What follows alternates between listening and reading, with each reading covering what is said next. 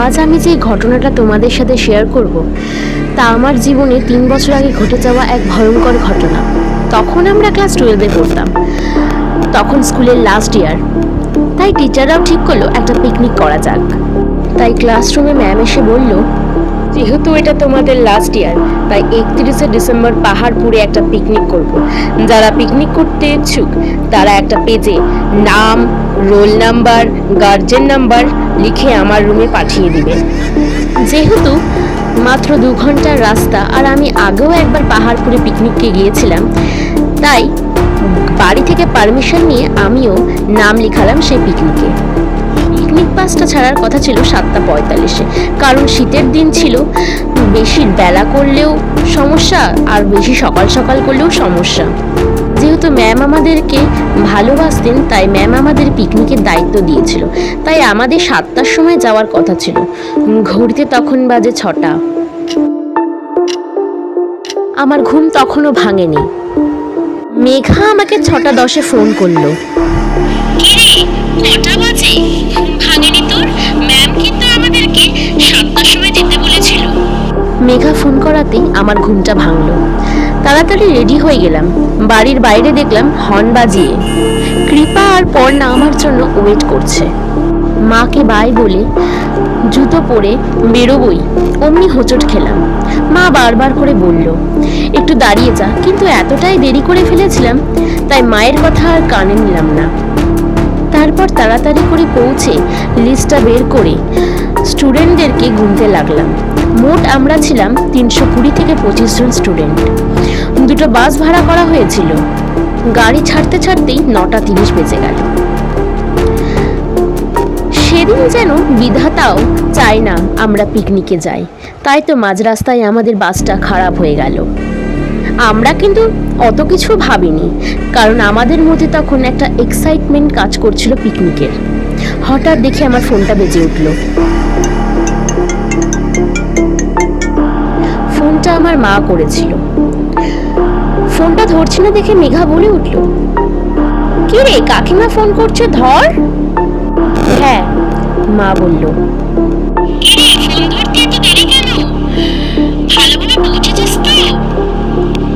হ্যাঁ মা, এই এখন নিচ থেকে সবাইকে নামাচ্ছি তো, তাই ফোনটা ধরতে একটু দেরি হয়ে গেল। আচ্ছা, ম্যামদের সাথে যেন থাকিস, একা একা আবার কোথাও যেন যাস না, আমি কিন্তু চিন্তায় থাকবো। আচ্ছা বাবা, ঠিক আছে, আচ্ছা রাখলাম এখন, মেঘা বলল। তুই কাকিমাকে মিথ্যে কেন বললি? কারণ মাকে যদি সত্যিটা বলতাম তাহলে মা আরও চিন্তা করতো, আর সকালে মায়ের কথা না শুনে আসা, না দাঁড়ানোটা নিয়ে বকাবকি করতো। তুই তো জানিস আমি এসবে বিশ্বাসী নই, তাও মা বলে তাই মায়ের কথা শুনি। আজ এতই দেরি হয়ে গেল যে আমি মায়ের কথা শোনার মতো সময় পাইনি। হ্যাঁ, তুই ঠিকই করেছিস কাকিমাকে মিথ্যে বলে, না হলে কাকিমা খামোখা টেনশন করতো। গাড়ি খারাপ হওয়ার জন্য 1 ঘন্টা পর পৌঁছালাম।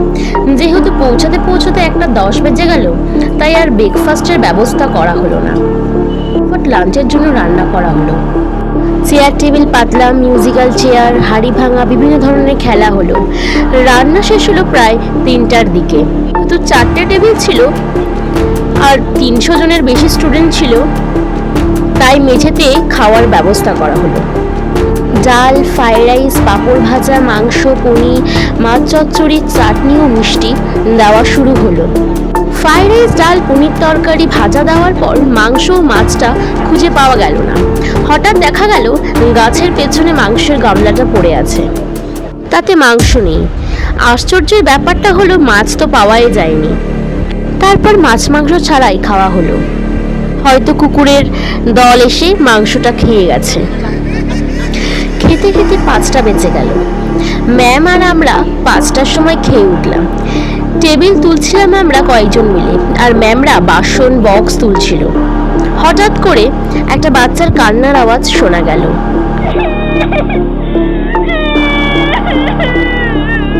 যদিও আমরা সেই কান্নাতে পাত্তা দিইনি, কারণ ওখানে আরো পিকনিক করতে এসেছিল, কিন্তু সত্যি বলতে ওখানে কেউই ছিল না আমরা ছাড়া। হঠাৎ কতগুলো কুকুর এসে ভুগতে শুরু করলো। ম্যামকে আমি বললাম, ম্যাম এরাই মনে হয় আমাদের মাংসগুলো খেয়েছে। হ্যাঁ মঞ্জুশ্রী, তুমি ঠিকই বলেছো, এরাই আমাদের মাংসগুলো খেয়েছে। তারপর যেহেতু 6টা বেজে গেছে, তাই কথা না বাড়িয়ে গাড়িতে মালপত্র তুললাম আর আমরা সবাই মিলে বাসের দিকে রওনা দিলাম। আশ্চর্যের ব্যাপার হলো, আমাদের ফরেস্টটা শেষই হচ্ছিল না। যত হাঁটছি তত মনে হচ্ছে আমরা একই জায়গা দিয়ে হাঁটছি। প্রায় 10 মিনিট ধরে হাঁটলাম। হঠাৎ করে গাছের পিছনে কেউ হেসে উঠলো। হাসি বন্ধ হতেই পিছন ঘুরে দেখি তানিশা আর কৃপা নেই। ফোনের পর ওদের ফোন করে যায়, তবে ফোন লাগে না। যেহেতু বন টাওয়ারের প্রবলেম হতেই পারে। তবে আমাদের গ্রুপে সব থেকে ভীতু ছিল তানিশা, তাই ওকে নিয়ে একটু বেশি টেনশন হচ্ছিল। অনেক খোঁজার পর হঠাৎ পেছন দিকে গিয়ে দেখলাম কৃপা মেঝেতে পড়ে আছে আর তানিশা মাটি খুঁড়ছে। ম্যাম তানিশার কাছে গিয়ে বললেন, কি ব্যাপার তানিশা, তুমি এখানে এসব কি করছো? চলো চলো, বাসে গিয়ে বসবে, চলো। তানিশা ম্যামের দিকে এগিয়ে আসতে লাগলো। এর মাথায় আঘাত করলো তানিশা। তা দেখে আমরা সকলে চমকে গেলাম। আমার গলাকে যেন পিছন দিক থেকে টেনে ধরলো। ওরা কোনো মতো করে কৃপাকে জল দিয়ে উঠিয়ে নিয়ে গেল ম্যামের কাছে। হঠাৎ বৃষ্টি শুরু হলো। জোরে জোরে ভগবানের নাম স্মরণ করায় আমার গলাটা ছেড়ে দিল। আমি দৌড়ে তখন সবার কাছে আসি। তানিশাকে ম্যাম জল দিয়ে উঠানোর চেষ্টা করছি, তবে তানিশা অজ্ঞান। বাসের কাছে যে যাব, কিন্তু বাস কোথায়? বাস তো পাচ্ছি না, কারণ আমাদের ফরেস্ট শেষ হচ্ছে না। হঠাৎ দূর থেকে দেখতে পাই আলো এগিয়ে আসছে। কতগুলো লোক এসে আমাদের বলল, এত রাতে আপনারা এখানে কি করছেন? জানেন এখন কটা বাজে? ঘড়িতে দেখে তখন 12টা বাজে। সে সময় দেখে আমরা তো অবাক। ম্যাম সমস্ত ঘটনাগুলো তাদের বলল। তারা আমাদেরকে রাস্তায় নিয়ে যেতে যেতে বললেন, এখানে আর কেউ পিকনিক করে না। সেসব শুনে তো আমরা পুরো অবাক। ম্যাম বলে উঠলো, কেন পিকনিক করে না কেউ? এখানে এক পোয়াতি মেয়ে গলায় দড়ি দিয়েছিল। তারপরে এখানে অনেকে পিকনিক করতে এসেছিল, কিন্তু তারা আর ফিরে যেতে পারেনি। আপনাদের ভাগ্য ভালো, রামুর দোকান থেকে আপনারা জিনিস কিনেছেন, তাই তো জানতে পারলাম এখানে পিকনিক করতে এসেছেন। তাই আমরা সবাই এখানে এসে আপনাদের উদ্ধার করতে। যান যান, অনেক রাত হলো, এবার বাড়ি ফিরে যান। আমরা বাসে উঠলাম। ম্যাম আমাকে বলল, মঞ্জুশ্রী লিস্টটা দেখে সবাইকে ওঠাও। আমার মধ্যে আর কোনো ক্ষমতা ছিল না, তাই আমি পর্ণাকে দায়িত্বটা দিলাম। আমি গিয়ে বসলাম আমার সিটে। দেখলাম পাশে কোয়েল শুয়ে আছে বাসের সিটে হেলাম দিয়ে। তারপর বাড়ি ফিরে গিয়ে কলিং বেল বাজাতেই বাবার দরজা খুলে বলল, গিয়ে ফ্রেশ হয়ে নে, তারপর খেতে আয়। বাবা আমাকে কোনো কিছু জিজ্ঞেস করলো না, তাই আমিও আর বাবাকে কিছু বললাম না, কারণ আমার মধ্যে একটা ভয় তখনও কাজ করছিল। চুপচাপ নিজের রুমে চলে গেলাম। ফ্রেশ হয়ে শুয়ে পড়লাম, কারণ আমার মধ্যে আর খাওয়ার কোনো শক্তি ছিল না। সেদিন আর কারোই ঘুম হলো না।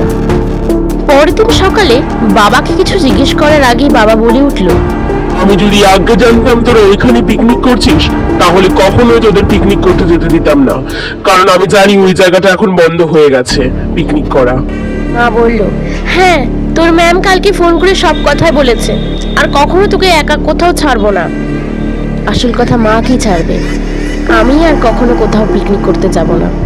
তারপর থেকে আজ পর্যন্ত কখনো কোনো পিকনিকে যাইনি। এখনো 31শে ডিসেম্বর আমরা ভয়েই থাকি। গল্পটা কেমন লাগলো তোমাদেরকে অবশ্যই কমেন্টে জানাবে, আর এইরকম আরো গল্প শুনতে আমার চ্যানেলকে সাবস্ক্রাইব করবে।